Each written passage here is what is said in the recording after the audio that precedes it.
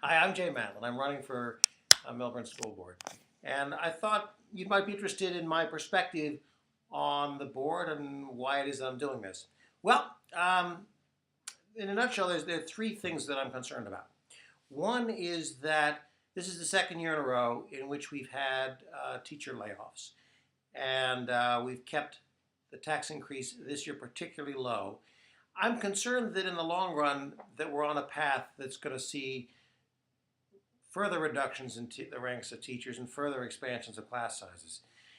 And that really does worry me. I have a sixth grader in the Millburn Middle School and a 10th grader in Millburn High School. I want to see the system maintain its strength both for them and for future generations of Millburners. The Millburn school system is this town's greatest asset. When people ask you about where you're from and you say that you're from Millburn, maybe they've heard of the mall, but a lot of people, their reaction is, Millburn, that's the town that I've heard has the great schools. And it's very important that we preserve those schools, both for our children and for the future generations of Millburners. So that's really the first motivation that I have for seeking a board seat. The second is that it's been my sense that over the last couple of years, maybe 18 months, that the board has let events lead them rather than having them lead events. This was particularly true with respect to redistricting, which seemed to have been done at the last minute.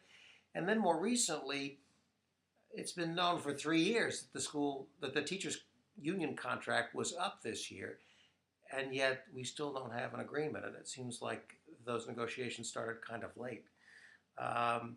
If I came to the board, I would try to bring more planning discipline and long-term strategic thinking to the board's approach.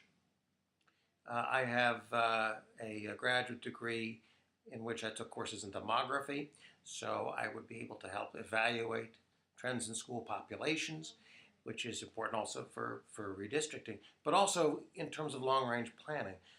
Lise Chapman, who's a board member now, when she ran last year, she made some very good points, one of which was that she thought that after the school board's budget was passed, that the board should start working on the next year's budget right away.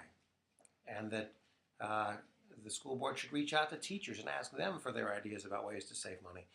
Those are the kinds of things that I think that the board should be doing, and those are the things that I would seek to do if I were to join the board.